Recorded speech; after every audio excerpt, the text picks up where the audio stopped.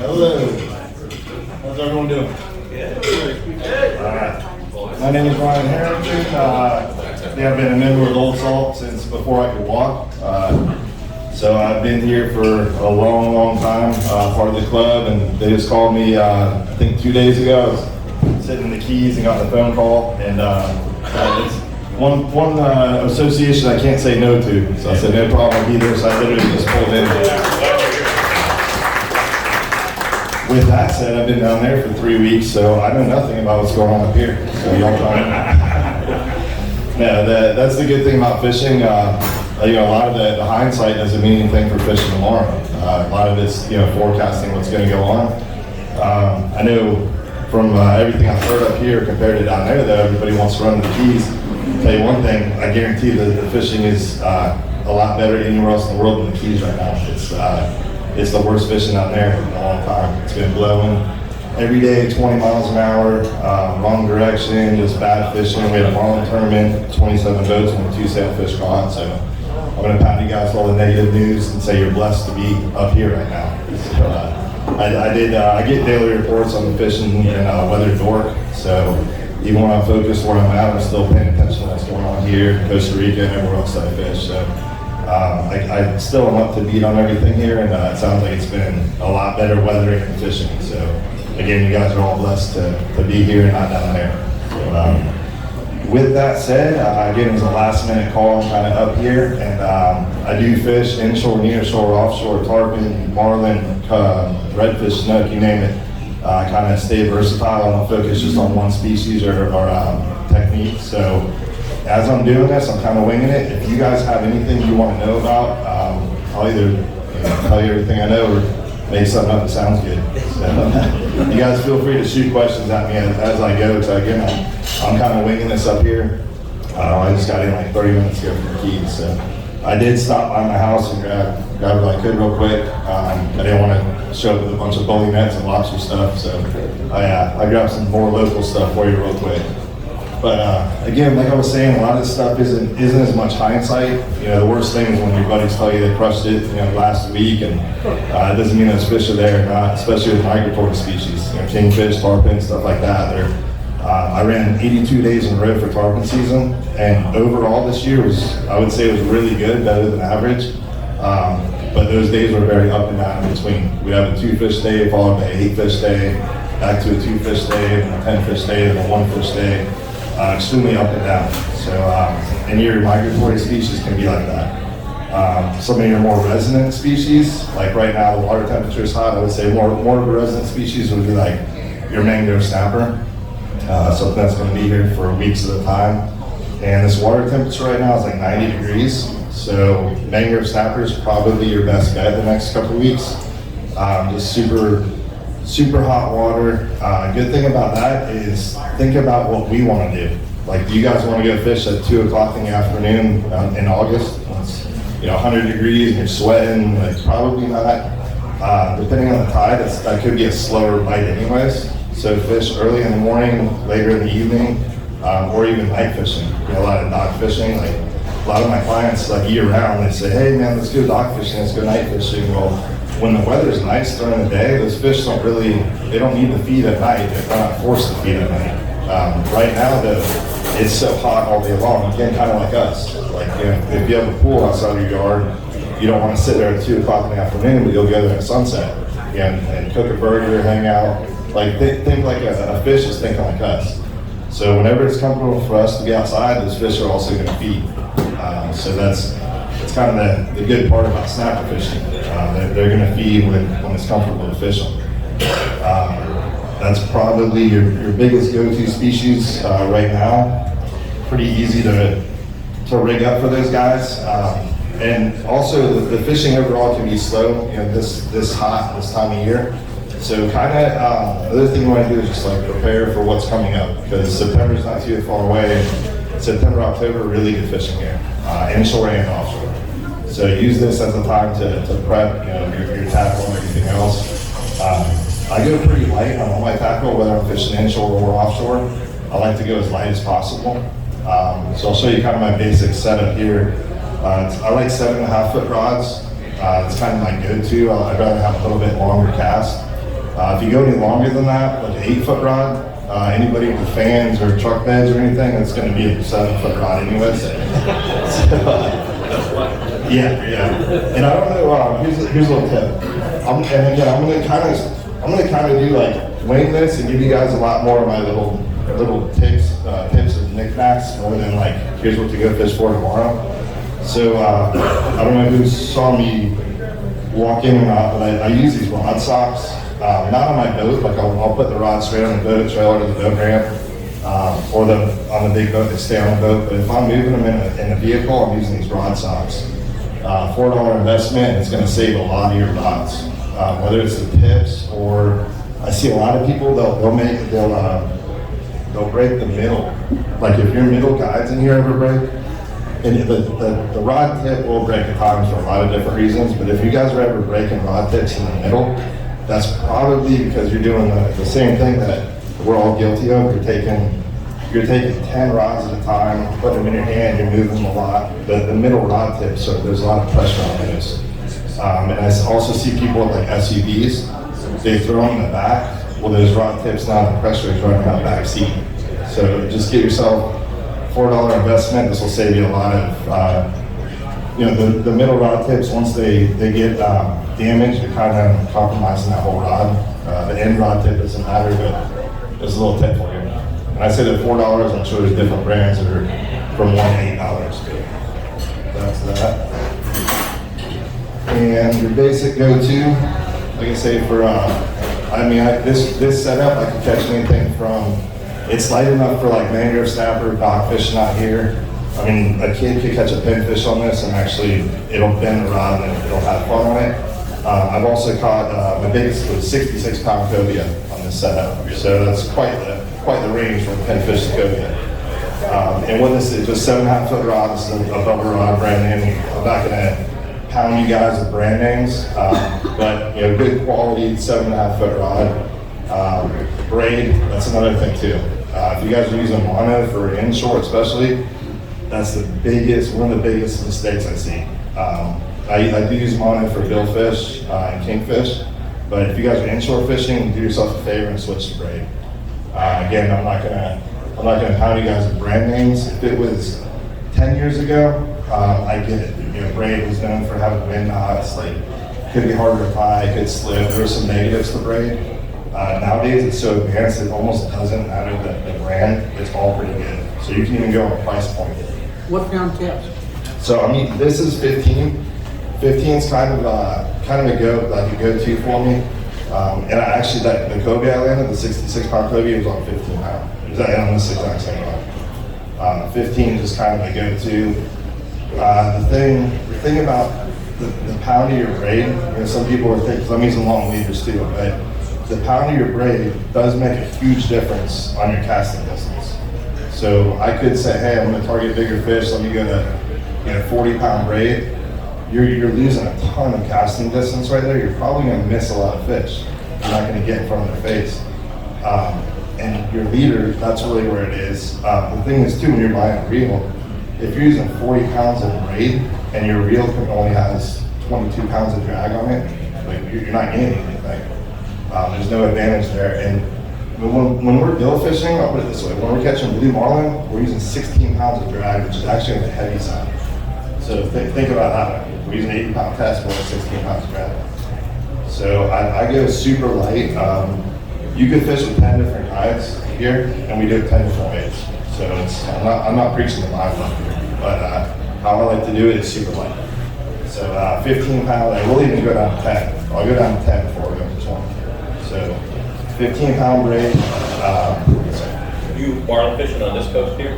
Yes, I'm actually leaving Wednesday. How far out are you going?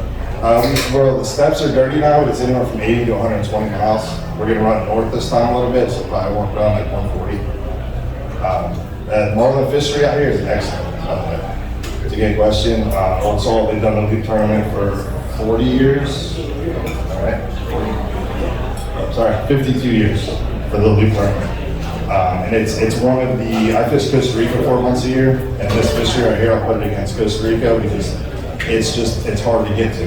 it's a ways to get out there. It's the Ironman and bill fishing, but I've caught my slam out here before. It's an awesome fish. It's kind of spread out, Costa Rica, Hawaii, different places, nice, like Madeira, you're going 8 miles offshore. That's the difference, but the fishery here is advantage. See, back to, so again, I am versatile, so I can bounce questions too. So we'll get from Marlin back to inshore. So the leader, 15-pound braid, I typically use anywhere from 15 to 20-pound leader. You can go up, this same setup, you can go up to 40-pound leader, it doesn't matter. If you tie it with an FG knot, that'll go through the guides, no problem. It's my favorite connection knot. And I will tie knots for you guys after if you guys want to come up. It's hard for me to do it in front of the crowd right now, but if you guys want to come up individually, if you want to know any knots, I'm happy to do that. So my go-to is an FG connection knot. Uni to uni is a little bit easier to tie. The only negative to that is if you're trying to go through the guides with a smaller leader, or a larger leader and a smaller main line, that will kind of bump through the guides, where the FG will be smooth. So I do that, and then the connection knot to your hook is the only thing you guys need to know. And again, you can fish with 10 different guys, and they'll tell you 10 different theories on it, but I brought an example because knots are hard to tie, but I got creative. Just your typical trap lure. So I'll tell you, I figured this would be a little bit easier. Actually. So, because I played with a bunch of different knots, and again, inshore, offshore, we've done a ton of different like theories and everything else on what knots for your connection to your hook. So this is actually an exaggerated example. Let's say this is your hook and this is your leader. The one and only knot you guys really ever need to know to tie a hook to a leader is, I call it a loop knot. Simplest knot in the world. So basically all you do is an overhand knot, which I call it a granny knot, but everybody can tie an overhand. So just your typical overhand knot. You come through the eye of the hook. So come through the eye of the hook, go back through your granny knot, your loop there, and just do a second granny knot. That's it. And that's called a loop knot. So a loop knot, that is the 99.9% of the time, it's the only knot I'm supposed to tie. Efficiency because of that knot as opposed to a different knot? It's not that they can see it. What it is, breaking strength. Breaking strength, and it's pretty close to anything else. Right. The only other knot, I do use a lot of Snelson knots for sailfish, for fishing the sailfish. That's a little bit more technical as to why I'm doing that. Just curious, thank you. Yeah, but a breaking strength, I would put it against anything else. Yeah. And that's one of the reasons. So I used to tie, I used to snell my knots for tarpon. And the reason I like this knot is I was forced to look at it every single morning. I do mount my biggest fish and my wife's biggest fish, and the species will mount them. So my wife caught a 186-pound tarpon, and it was on this knot. It's the first time I threw it at a tarpon, actually, because I used to snell on my tarpon hooks. We were in Boca Grande, we were on a good bite, and we broke off 2 tarpon in a row. I grabbed the third rod real quick, and that knot takes me about 4 seconds to tie with your eyes closed. It's the easiest knot in the world. So I tied it real quick on a hot bite. I tied it, put a crab on it, threw it back. Boom, we got hit again. I go, oh shit. I go, well, here we go. I just tied the wrong knot. In my mind, it was the wrong knot for the tarpon. So my wife fought that fish for 2 hours, and the whole time I'm sitting there sweating, like the knot's gonna break and she's gonna whoop my butt. So we landed the fish, then we cut. I always cut the last 6 inches of the line, the leader and the hook, and mount it next to the fish. So I had to stare at that knot every single morning when I look at the fish. I go, well, it held a knot. Why do I not use it? I only used to use it for artificials because it gives it more swing on the hook. That was the meaning behind it. But once I realized that, and then with my clients, I get a lot of skill levels with clients. They're not all pro anglers. This knot is actually a lot more forgiving as well. I started using it myself. It doesn't matter your skill level. That's a 4-second knot, and it's the only knot that Yeah, again, it's my opinion, but I've never had one fail. So that's a quick, easy knot. Let's see. I know I'm kind of bouncing all over the place, but what do you guys have for me? Species or anything else? One time time of year, you gotta shoot at me. Yeah, I got a quick question. I like that rod, the sleek one you got up there with the little job on your inshore. Tell us about that. So these are actually fairly new. It's only about three months old. The Bubba rods. They have 3 different series. The question was more about this rod. So everyone knows about the Bubba blade and the knives. So this is actually the Pro series on the rod. And actually, just watch the fans, but I can pass this around. They're under warranty, so it's all right. But no, it's super lightweight. Yeah. I actually helped doing some development. I said I wasn't going to talk about the companies, but I'm proud of it because I did some development on it. But again, that's my go-to setup as it goes by. 7.5 foot rod. You guys can feel how light it is. And again, on rods, I'm all about like on your inshore rods, you can spend more money on your rod than your reel. If you think about it, because you're casting a lot, so focus on your rod there. If you're going offshore a lot, I mean, to be honest, if you're fishing and dropping the bottom, even if you're using spinning tackle, you can cast a little bit, but you're not making 800 casts like we do sometimes for a redfish tournament. So on offshore, maybe spend more money on your reel. Your rod's just a broomstick at that point. Action doesn't mean that much. Now, Kingfish is the one species you gotta focus on both. The Kingfish will find your weak link. So you need a really good light tip rod. Your reel's gotta have a lot of retrieval. So Kingfish is both. Inshore, focus on your money on your rod. Offshore, focus on your money on your reel. Just my advice. Dude, I gotta ask you a question here. The knot you showed us, okay, that's simply with the granny and another granny knot, as you call it, which has the loop. Okay, I've only been down here, well, 2 years, okay, from Pennsylvania, and I always fish fresh water up there. And our go-to knot up there, I guess we call it a fisherman's knot. I don't know, now here, what I'm noticing a lot is the knots always have the loops on there. Why? Is that, what's up with that, and what's the difference between the fisherman's knot, which you cinch down on the high hook? So the question is, why down here do a lot of people use a knot with a loop versus up north in Pennsylvania or anywhere north where it might be connected tighter? We typically tend to use a lot more circle hooks down here. Right. Not saying that that's really the one answer or not, but I know on a J hook you would want more of that pull. Really? That tight pull, because I mean the bass guys. So I say I'm versatile. It's how versatile I am. I grew up on Tierra Verde, I was born and raised there. Yeah. I couldn't tell you the first thing about freshwater, so I actually am on the FLW through this year for the first time, and I still don't know the first thing about bass. So I'm versatile. I've noticed there the bass guys do not prefer when I do that, because I fish with another guy, and every time they go, that's a stupid knot, because it gives it flex. They don't want the flex because they're sitting there ripping the fish's heads off. So if you want a kind of tighter connection. Now I will tell you, I spent 3 months in Isla Mujeres in Mexico. We sailfished every day. We averaged 45 shots a day at sailfish. So we had time to play around to actually play with knots and see which one was better or not. A lot of that was pitching the sailfish on the dredge. So the sailfish will eat it. You got to basically feed them for 3 to 5 seconds. Kind of a technique fishing, and then you set the hook slowly. But we actually played with different knots because we had so many shots of these fish. So we played with the loop knots versus everything else. On that, what we found, so we're using circle hooks. Right. We did find that snelling circle hook, that was the most effective way on a straight shank hook.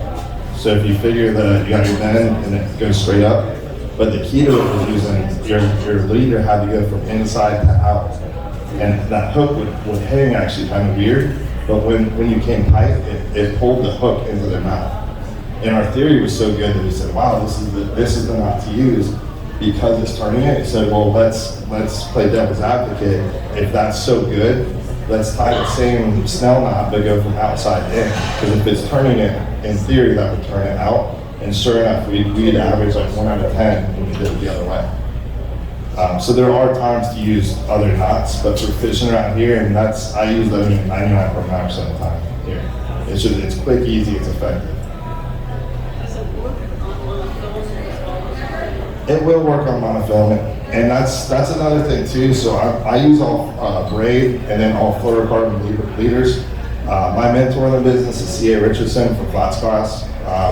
One of the best. If he was up here giving a speech, you guys would be up here tipping him. That's how good he is. This guy's awesome at teaching things and why and theories. And he actually uses all monofilament leaders. He's a strictly artificial guy. And his theory on the monofilament is that most fish are going to eat, especially on a lure, they're eating from the side and behind. So they don't have time to really look at a leader and this and that. So he uses straight monofilament. He won't touch a fluorocarbon leader. And Salt Strong has a really good video, pretty creative way to test the difference. They took a broomstick with sandpaper on it, and they were spinning the broomstick like on basically like a rod building kit where the broomstick is spun. So I had sandpaper and then a 10-pound weight, and they put monofilament and fluorocarbon leader, and they hung it across there and they counted the rotations until it broke. And they used different brands, different size line, everything else, and every single time the fluorocarbon broke before the mono. So mono, it can be seen a little bit more in the water. It's a little bit thicker. It floats. There's a couple negatives when it comes to if you're grouper fishing. Like fluorocarbon actually doesn't really make sense because you want it. If they're gonna eat it and swallow it, or you get raw. If your mono is going to be and like I say, I kind of go light on all my stuff. So let's say you're grouper fishing, you're using a 60-pound leader. You could try a 40-pound mono, and it would be about like 60-pound right before, as far as I'm seeing it, just to try it. And that's also my theories too. I'm going light. I'm a full-time charter guy. I gotta put my people on fish. If I can go lighter first and get some bites, even if we break off, if I can get bites and other fish are there that know they're feeding, I can always step up. If for some reason it's the tackle we're using that's too heavy, you might be in the right spot. Those fish might want to eat, but now all of a sudden you're not getting the bites. And I can't be a fair weather fisherman. I gotta get out there every day and put people on fish. So if I can start light, that's what makes me go light a lot of times. Because I go as light, but I mean, we're catching an 80, 90-pound tarpon this year on 30-pound leader. I go light enough to go, hey, this is kind of dumb, but I want to just jump the fish and bring it off, and we end up landing the fish. So don't be afraid to start too light. You'll never be able to lose the fish if you don't hook them. So start that way and work that.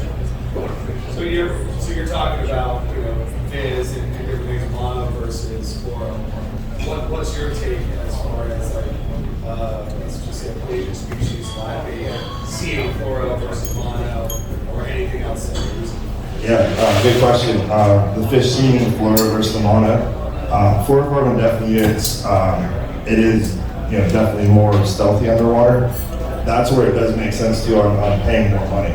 I've seen cheap fluorocarbon, like you'll see on the Yozuri really puts it in your face, but on the leader, a lot of it says 100% fluorocarbon, and a lot of it doesn't. So you can go to Walmart and buy a spool of fluorocarbon for $12, I don't know, and you can go to fish or dogfish somewhere around here, you get some really high-end stuff, the same size and everything else for $60. So there's definitely, the cheaper stuff isn't 100% fluorocarbon. And then Yozuri does the pink Yozuri. So when I go to Costa Rica, they can't get Yozuri in Costa Rica because of the tariffs. I will bring a backpack full of it and trade guys out for charters. That's how addicted they are to that. And it's got to be the pink Yozuri. I'm not that sold on it to give someone a free charter for some leader, but they obviously, they love it and they swear. Now pink is supposedly the first color to fade in the water column. That depends on the water clarity there is way different than here. And even when I say here, it's different in the bay versus offshore, near shore, everything else. So I know the pink and like a cobalt blue, a clear cobalt blue, you can actually see it side by side. It will disappear quicker. For around here in this area, I don't think pink makes a difference. And I'm brand new to the bass world. I realize a lot of that stuff is marketing, especially in that side of the fishing world. You get in Bass Pro Shops, they got one section of saltwater stuff and 900 miles of fresh water. I don't know. I haven't been doing long enough to know if all that makes a difference. But just stick with what works. And that's kind of another thing too. Like I said, the fishing's a little bit slow right now with the water so hot. This is a time of year that you can get by when it's super hot, super cold. You can actually get by with being as easy fishing as buying some shrimp, as long as they're big enough shrimp, because sometimes that bait will sit out there long enough for a larger game fish to eat it. When the weather's nice to do that, you're just going to catch 500 pinfish, or think you're getting bites. So, yeah. Unless you're targeting catfish, then it can be hard to catch. Let's see. So I brought 2 rods. The one I passed around, that's like my go-to, and the lure on me too. You guys right now also have it. If I were just an artificial guy and said, "Hey, what's the one lure you throw the rest of your life?" That's it right there. Root beer Little John. Yeah, that's CA's favorite too. Yeah. Yeah, I know CA. Yeah. Straight up. Yep. So that's an 1/8 ounce jig head with root beer Little John. I've probably caught 40 different species on that. It looks like a shrimp. Again, my clients, they have skill levels from 1 to 10. Some if I give a client a top one, hey, just throw this out that way and walk the dog. That's a learned technique. That's not. And no one's gonna do that in the first cast. I see you use Florida fishing product, reel. Yeah. You recommend them, obviously. I do, and here's the thing. So a lot of stuff. I was about to get one day. So I do have a lot of sponsors. I try not to get up here and just push what I'm sponsored by. The question is, do I like the Florida fishing products? The one thing with my sponsors, I'm very transparent and honest with them. So I'll tell you a quick story about that. So yes, I am sponsored by them. Yes, they give me my reels. So I'll just put that disclaimer. But when they first came out about 4 years ago, the owner Ty sent me a whole setup for my boat. I used them for about 3 months, gave them the feedback, and I said, "Hey, man, you make a great $39 reel." Now, granted, they're $189 a piece. He kind of looked at me and he said, "Hey, yeah." I knew he was getting at the price. I said, "No," I said, you make a great $39 reel, period." I said, "I'll leave it at that. I'm not going to bash it, but it's a great $39 reel, and that's it." I broke every single one I had. I broke the bearings in there, I broke the bails, I broke stuff that shouldn't break on reels. And I just said, "Look, they're great. I appreciate you giving them to me. I tried. The price point isn't there, and they're not for me." So that was first generation. Now they're on the 4th generation. The one I passed around was one of the newer ones. So they've come a long way. I respect companies that listen to feedback. So everything that I broke, they actually looked at. Some of the stuff was plastic. They changed it to stainless, stuff like that. So I do like them. And there's a lot. I mean, I was with Shimano for years, and there's a lot of good. The thing about a company like Shimano, when people say, "Are Shimano good reels or not?" Well, they have like 40 different classes. So there's really crappy $19 Shimanos. There's really good, Stratics or expensive Customer service and stuff, I really appreciate. Yeah. Florida fishing products got a good warranty too. Yeah, and there's some local. Yep. Let's see, what else? All right, so here's another thing too I want to talk about was, because I was 3 weeks in the Keys and it blew consistently for 20 miles an hour out of the east, like 24/7 for the last 3 weeks. That's very rare anywhere to have such a consistent weather pattern.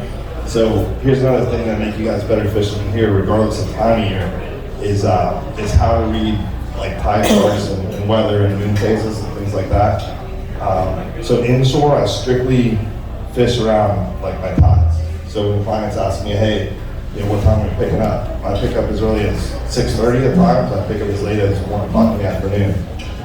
Depending on the species, I'm really fishing around tides and shore. Those fish will definitely turn on when the water's moving. Offshore, there is no tide chart. So for some of you guys that go out in grouper fishing a lot, I see that and they go, "Oh man, like I'm gonna look at a tide chart, I'm gonna get 40 miles out." Well, from John's Pass right here to Tierra Verde, it's like a 2-hour difference almost on tide. So you're telling me you're gonna go 40 miles straight west and look at a tide chart. There's not a tide, you're starting to get more into the loop current. So it's more currents, it's not inside and out, like the tide won't move and stop. If it is, it's just a current out there. Especially if you go out to like the loop current 80 to 100 miles, it's just a straight loop. So out there I'm fishing the moon phases. Now inshore, if you can tie both of those together, that's your bingo time to go fishing. And what I mean by saliner phase is the tide chart's reason. You can look at any tide chart, especially now in your apps, you can look at it. But here's the kicker on that, is people think they're scientific, because if you want to look at a tide chart for what is today, August, I don't even know dates, August 10th or whatever. So you can look at that for August 10th, 2036, and you can actually see when the tide's moving in and out of here. That's how exactly it is based on the moon. Even though it's exact, you got to think about the way that Tampa Bay is shaped, and the wind plays a huge factor. So if we get like for instance, if we get a northeast wind at even like 15 miles an hour, and it says the tide's coming in at 12 o'clock, I've seen it as late as 3 or 4 hours because the wind's pushing all that water outside of the bay. So don't look at a tide chart and think that that's scientific. It's when it's supposed to be. But if you learn to play the wind and play the tides, then you can be a little bit more exact on that. So definitely use that to your advantage. It's more kind of east-west winds that push the water in and out, or straight north wind to push it out in the bay. So definitely pay attention to that. You'll notice that too in the wintertime. I call it the winter lows. It's when you look on the flats and it's completely bare and the grass over. That's usually because it's a north wind on a full or new outgoing tide. And offshore, look at the lunar cycle. So the lunar cycle, you get 4 a day. So it's whenever the moon rises and sets, that's your minor, and that lasts for 1 hour. And your major is when it's straight up and down, that's 2 hours. So your major is a little bit stronger. I see us offshore, like we're leaving Thursday to go offshore like bill fishing. We're gonna be out there trolling plastics all day. It gets very boring to stay out there for 4 days straight. I tell my crew, I say, hey, you guys make a run drink, go to sleep, take a nap, cook dinner, whatever you want. But I look at that lunar chart the whole time. I said, I don't care what you guys do in the middle, but if the major is from 2:30 to 4:30, I want you guys to check all the baits, check the dredges, teasers, check everything. You guys, you're up, you're attentive because you're gonna get your bites right then. And you'll see all of a sudden birds will move, you'll see dolphins, you're gonna see a whale pop up. You'll see life on the minors and majors completely. And to the point, I've done some of these seminars, I've had people come up and they go, hey, you were talking about that. I have a cat that never moves. Like it sits on the bed all day, and the cat was up the other night at 3 o'clock in the morning running around scratching. And I looked at this lunar chart, and sure enough, that was a major. So deer hunters too, a lot of people that hunt, they want to hunt, at sunrise. But you'll see some guys go back out at 11 o'clock or 3 o'clock, they're hunting on that major. And that lunar chart is more exact. It's like a sunset, sunrise chart, so that's exact. If you can time the inshore, if you can time the tide and the lunar at the same time, it's usually a good night. What else do you got?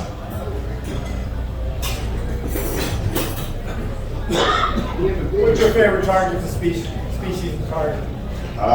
Favorite anywhere is, so I spent 4 months a year in Costa Rica, and it's super addicting, like pitching off a dredge and sailfish. I haven't found anything that comes close to that, but second to that, very close second, would be honestly inshore Tampa Bay redfish. To me, it's one of, and that's coming up. So October is our best month for big redfish here. I mean, pound for pound, like you got Jack Crevalle that'll fight good. You got a lot of fish that fight good. October, unfortunately, not there anymore.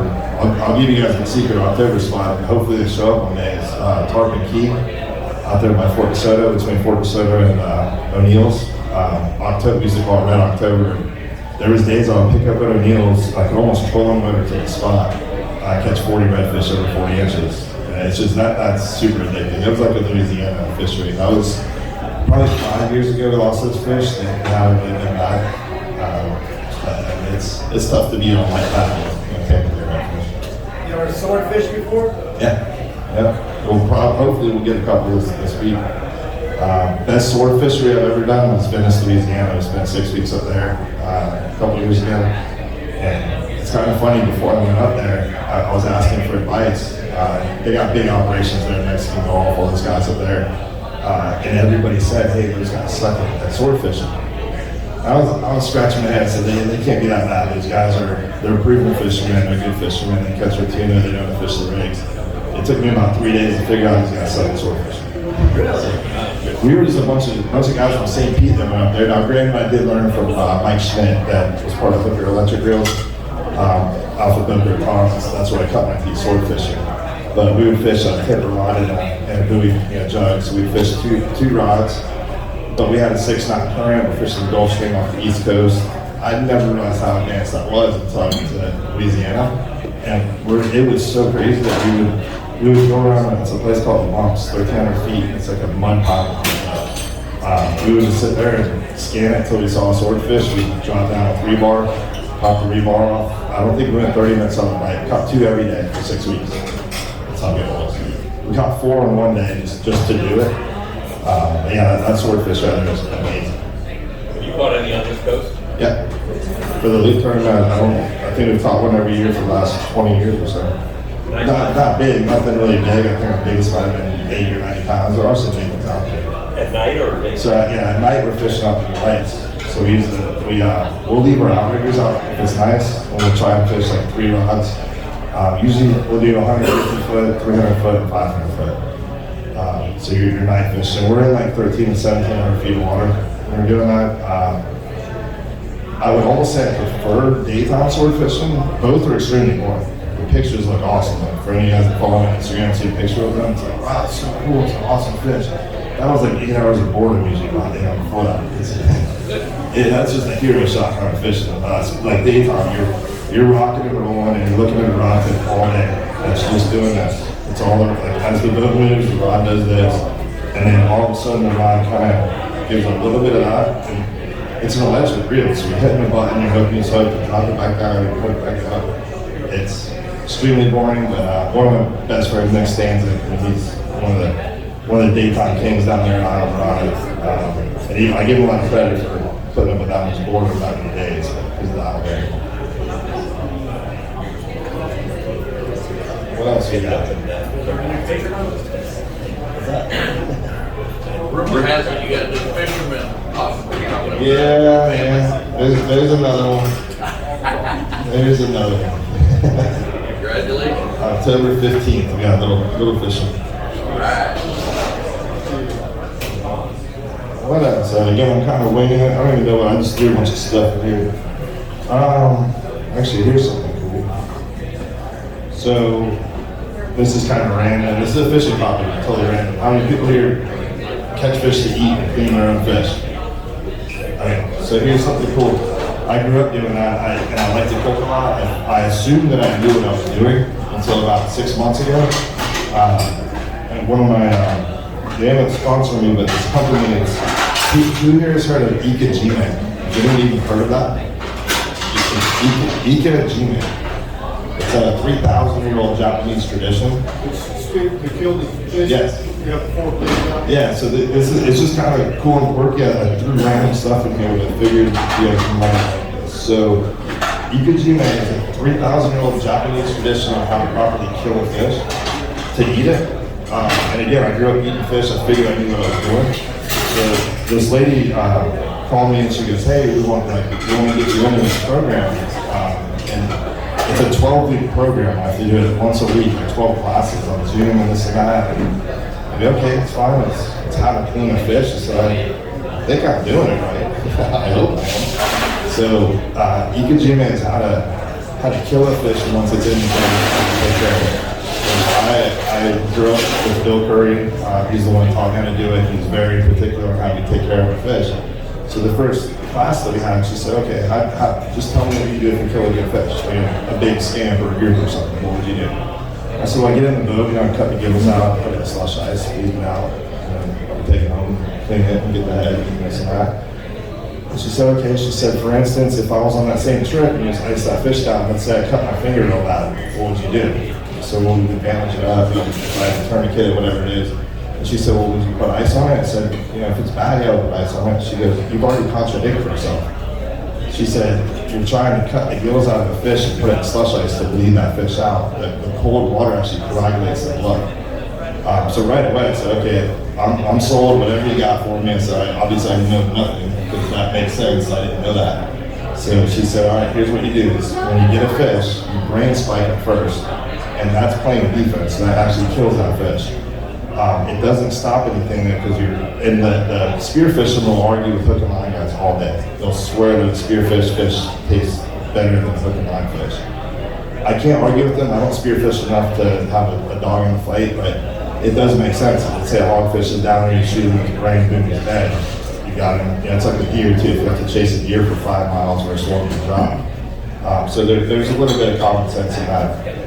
When you're fighting a fish for a long time, that's lactic acid building up. That's a lot of hormones, and everything, and then adrenaline, everything's building up in that fish, and that can quickly release into the meat. So when you brain spike this fish, and now you're playing defense, like that fish is now dropped, like he's done. But then the cool thing about it is, so that's all this is, just a brain spike could be anything, a knife, anything else, is a little deal. But then you take a circuit breaker, so you cut their tail, and legally you can't cut their tail off. You know, for FWC reasons, you can't come out with a fish's tail cut off. So you cut it 3/4 of the way and bend it down where you can see the spinal cord. And you take these circuit breakers. And I talked to Kevin at Fish about this, and he's like, man, he goes, it's cool that you said that. He said back in the day, a lot of the offshore commercial guys would come in for the special, like 400-pound mono, stiff mono. But all this is it's basically just like a little wire. I'll pass it around. It's kind of cool. So when you cut the tail down, you can see their spinal cord.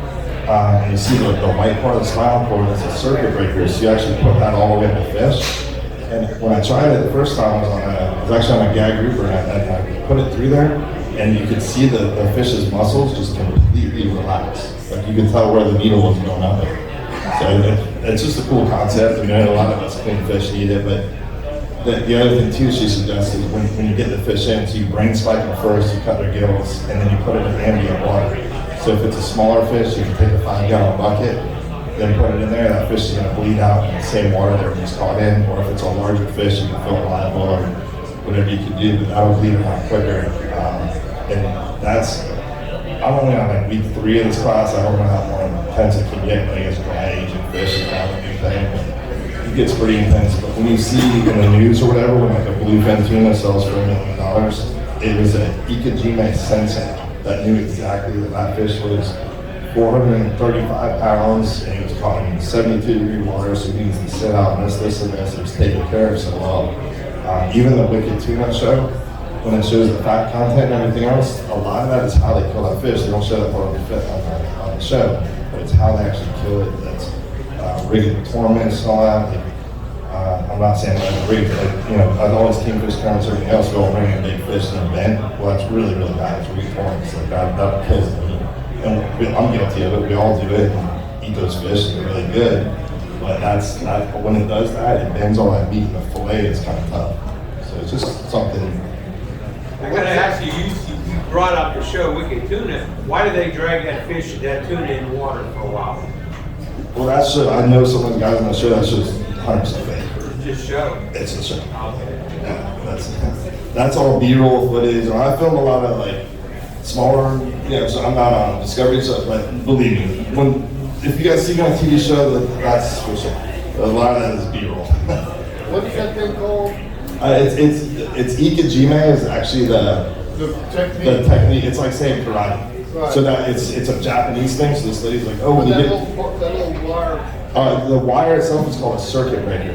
Really? And Kevin at Fish, at Fisherman's Ideal Spy House, when I was talking to him and showed him, he goes, man, he goes, that's crazy. But it's weird because he said 10 years ago, it's like all the commercial guys offshore would want this special mono. And he was talking to Tad about it. Like, man, it just was a light bulb. And that's weird. Like all of a sudden, they just don't do it anymore here. So like the guys that go there, I guess. But he's like, it's crazy you brought it up. And so I mean, that's like somebody found a way to commercially market it so you can buy these kits, but you can see what it is. I mean, I'm sure you can use a lot of different things to do that. And that was a common thing to use, like from marlinfish, you have your soft leader and your hard leader. So you could probably use like 400-pound hard leader and do the same thing. But it is very interesting watching that meat relax. Question, I didn't know you're hitting on the brand, you know. They say. You can take a couple whacks, and when you get the right whack, here's the brain spike. You can pass it around too. It's just that. Again, they found a way to commercially market it and sell it.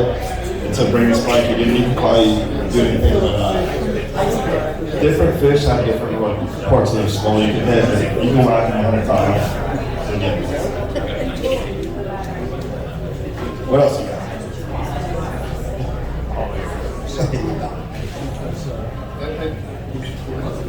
So after you raise rifles, come kill, throwing in the water, how long before you cut the tail? So that's one of the things that's like, they try to do is crazy. It's 5 to 7 minutes, I think.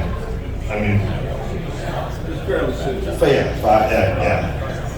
And so then that's, I guess that's, because I keep telling us that, you go, what else is there to learn? Like, I grew up cleaning fish like all you guys, I like to catch fish, put them on my ice, get your home and clean them. Like, Sounds like a lot of work. yeah, and I told her, I said, look, I'm not gonna do this to charters or like, I'm not. She goes, no, this is for like your special fish here and there. Like again, the guys that sell like the really high dollar tuna, and they're really taking care of it. So, you know, that part of Lincoln tuna is true. When they cut it, they look at the fat content and everything else. They're actually looking at, you can kind of see, and I don't know how, but you can kind of see how much hormones and lactic acid and everything else is built up. So, like, the show makes it quick. They cut it and go, oh, it's good fat content. And that's it. But they're looking, because especially a fish like a tuna, they're fighting as hard as they can. So they're pumping all that blood, they're fighting as hard as they can. Is this for most of that latex or bloodier? I mean, I've done it on mangrove snapper. I've done it on, a bunch of different stuff. I haven't, like, we're going offshore Thursday, so I'm going to try out on some walleye and stuff just to see. And the gauges they sell, they have different sizes. So obviously, hopefully I catch a walleye bigger. There's videos on YouTube and stuff that the Kojima process bleeding the fish, killing it, spiking it, bleeding it. Yeah. Yeah, it's a cool thing. Spike it and bleed. Yes. That on the according to it, like 18 to 24 inches. That's more like your snapping and stuff. Yeah, you got to think however long their spine is. They sell 3 different ones, but I'm not trying to like sell that product either. It's just a cool like technique. I guess if you're like talking about karate and saying you have to get a certain karate. Yeah.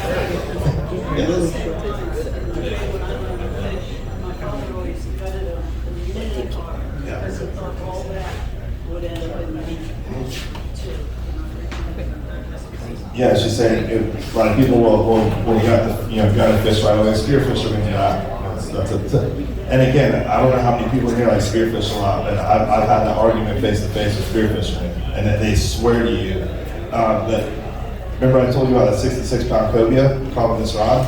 Well, the clients were from like Indiana or Illinois or something. There's a family of 3. I'll never forget it. I wasn't targeting cobia with that rod, just so you know. I was actually fishing. I was over on the flats by some deep water docks. Saw a grass patch. I saw a cobia's head popping out. I spun back around. They thought I lost my hat or something because I was on plane on my tower. I was hauling butt. And I saw it at the corner of my eye, and I figured, I don't know, the water temp's not right. I don't think there's a big cobia like that up here. But I'm just a fishy guy. I couldn't not look. So I did a 180, came back and saw his tail on the other side of the grass patch. I go, that's a good fish. And I was like a spider monkey out of the tower, hooked a pinfish, flipped it out of there. And before I could think about it, I was like, shit, I just threw that little rod. I mean, I had another rod ready to go. So I threw that little rod, and of course he smoked the pinfish. I handed it to the guy from Indiana. So he's sitting there burning drag. Oh, you think I got him on? I'm like, you got him on. What do you think it is? It's a cobia. How do you know? I was like, let's have this conversation after you basically bring off the fish down. So I'm sitting there, how are we going to re-catch him now? So he fought for 2.5 hours. And again, it was a 15-pound test. That fish, we were in 20 foot of water on some deep water docks and went down. The owners and the landowners are flat. And they all passed the rod, by the way, because I never did look up a world record. 66 pounds and 15 pounds might be close. I don't want to know if it was or not. So they were all passing the rod around. I looked at the wife and my daughter and I go, hey, can either of you guys drive the boat? So we kind of had to like chase the fish. I was thinking I was going to get them half and one green. I'm thinking in my head, how are we going to get this fish in the boat? So I was able to kind of turn the fish. He was sitting on the bottom for like an hour. Like he was moving around. I was able to get him up on the flat and gaff him. So long story short, the fish weighed 66 pounds. I took it to O'Neill's and I said, hey guys, I wasn't planning on catching a fish this big. I don't have a cooler full of ice for this fish, so I'm not just going to let this thing die in the sun. So I ran to O'Neill's, got a bunch of ice. I cleaned the fish. That fish, by the way, is interesting. It's a big catfish. It looked pregnant. It had 14 catfish inside of it. So people say catfish aren't good for anything. You see cobia. So he obviously came off that deep water dock. He was probably sitting all night eating the catfish. So they're fresh. But so what I'm getting on that story is that these people, they gave me like a bag of it to eat. They took the rest, which is fine. So I had one Ziploc bag of the meat. And again, I'm a fairly good cook. I kind of know what I'm doing. So I got home, I was excited. I cooked it. Tastes like absolute crap. Like I took one bite and threw it away. And I blamed it on myself. I said, wow, maybe I just didn't think a little bit about what I did. And I was like, that's kind of weird. So I tried it the next night, like just basic cooked it. That was the worst fish I've had in my life. And I love cooking it. I just stayed fighting it for 2.5 hours. And I didn't usually have to gaff the cobia and I'll come back to life in the boat and go crazy. When I gaffed that fish, he was basically dead. He fought himself to his body. He was dead 2.5 hours. It's the only way we could land him on that tackle, but that's proof that fish has built up so much lactic acid, whatever it is. I think the smaller fish too. I think the bigger fish, certain fish. Same thing with redfish. Even some snow. They get big. They're not really not that good. Yeah. And what's funny too, if you think about that, because I agree 100%. The bigger fish tend to taste a little bit worse. You know, like I'm like on a red snapper. These guys want to not huge. If it's a tournament, I'm targeting the big 25 pounders. If it's not, I want them barely little. I want those little ones. But again, think about the theory. I don't know how much of that is true or not, but the smaller ones are going to get up quicker, boom, they're in the box. And the big one, because you're sitting there fighting, like, oh, it's a big fish, I'm farming for 20 minutes. Yeah, I got him on the rock, do whatever. You know, like, I don't know if it correlates or not, but it would make sense. And the answer would be to find a spear fisherman and say, hey, go spear a 45-pound gag, stone, then let's taste it, see if it tastes good. Like redfish, I would put one over, probably 24 inches. Yeah. What else you got? Nothing. I was going to give out Jim Dawson's secret Kingfish spots.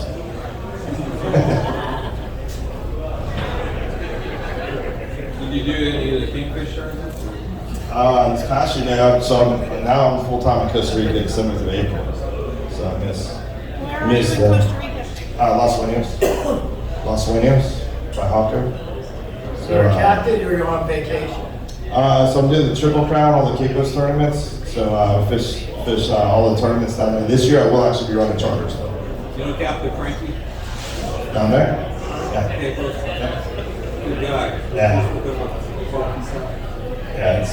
it's good fishing down there. He's a good captain.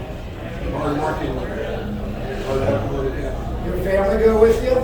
What I do is I do a month at a time, and I'll come back for a weekend, and then they'll come for a weekend. I'm working every day over there, so when they come down, it's not much family time. But I grew up doing a lot of the billfish stuff I do.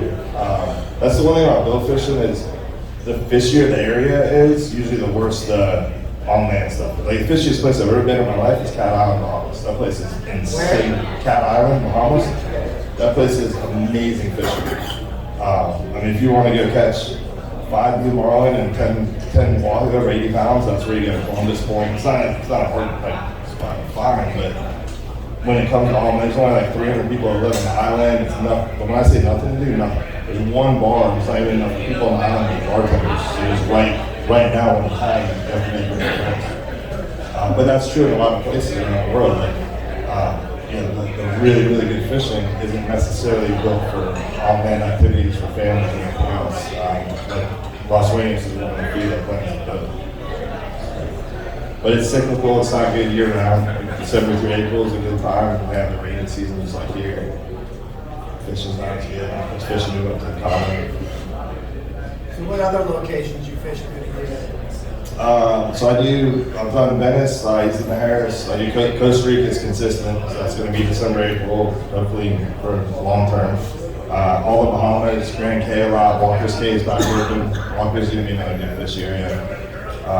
So a lot of the northern Alabama coast, Cat Island, East Coast, anything from Fort Lauderdale, Boca Raton, North Palm Beach, the Keys. So when was the last time you fished these local waters? that you grew up on? So I ran 83 in a row. I fished May 1st through July, whatever, 19th. Tarpon, everything was tarpon. So I'm December through April in Costa Rica, and I come back for tarpon season, May, June, July. I come back to bill fishing for a little bit. I'll be back here September, October fishing.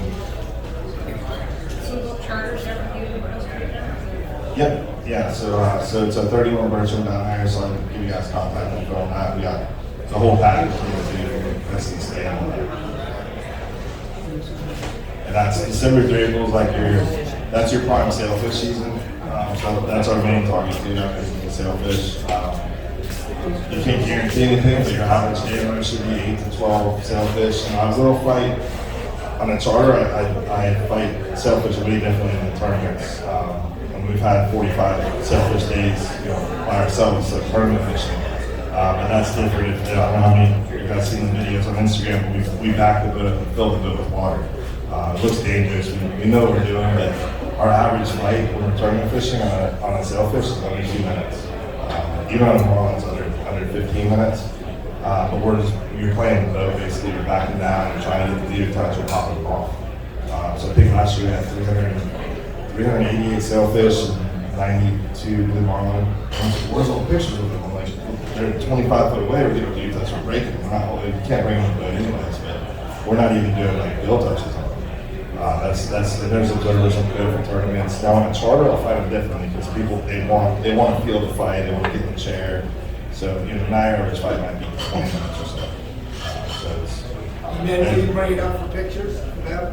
What's that? Will you bring it up for pictures? So in Costa Rica, you're not legally allowed to bring them out of water anymore. You will see guys like, there's some guys that still live, but no, Costa Rica is actually more intense in the bill fishing than it is here. What I mean, you won't bring it up alongside the boat? Alongside, yeah. Oh, you can grab the bills, yeah. Yeah, okay. No, we just can't take them out of the water. It's the same rules as tarpon here. Yeah. So tarpon over 40 inches here, you can't bring out of the water. They do that because they're like 100-pound tarpon in the water might only weigh 5 pounds, 6 pounds, the community, and then you bring them out of the water and hold them, so their guts kind of squeeze together. Same thing on the billfish. So down there, we'll definitely get them, and that's why it's longer. It's the same with tarpon. Like my clients all want that. I call it the hero shot. Get them alongside the boat. Then I call it the superhero shot if I get them on the beach where they get in the water and hold it. So that's always the goal. And I mean, even if someone's never caught a tarpon, and I put them on a good fish, let's say 80 or 100 pound fish, you can get that fish to the leader touch in like 15 minutes, sometimes shorter. But the leader touch is one thing. Now you want that hero shot, you basically have to almost kill that fish to get that shot. So we safely release as many as we can. But yeah, it's 15 minutes to leader, another 45 minutes to where we can grab it. You're done after that. Yeah, because tarpon's one fish, so they'll fight till they die. But I think the sharks will get him anyways. That's a kind of a problem we have. Not as much here, but I had a big talk with Kerry Chen, the artist, a couple weeks ago. Had dinner with him. Him and Guy Harvey now are going head to head. So Guy Harvey's all about saving the sharks, and Kerry Chen is not about killing them, but doing something to curb. As much as we bitch about it here, it's actually not as bad in Tampa Bay as it is other places. The Bahamas and the Keys right now. The Bahamas, you can't get yellowfin tuna on the boat. It's really it's almost sad to see. I'm not going to take a stance one way or another up here. They just caught a couple of record ones up off of, I want to say Panhandle, I can't remember, Destin. Yeah, I think those are bluefins, right? Yeah. Oh, yeah. But I thought one was a yellowfin. Yeah, and it could be. And it's cool to see all the bluefins that are out here now. Did you see that huge cubera that guy spearfished? Yeah. 137 pounds. Sick. I have a picture of it, I'll show it to you. Yeah. That's crazy. It was insane. It's laying on his lap. It's like this. It's insane. It's frightening. All right. Well, I'm not going to bore you all to death. That's all we got.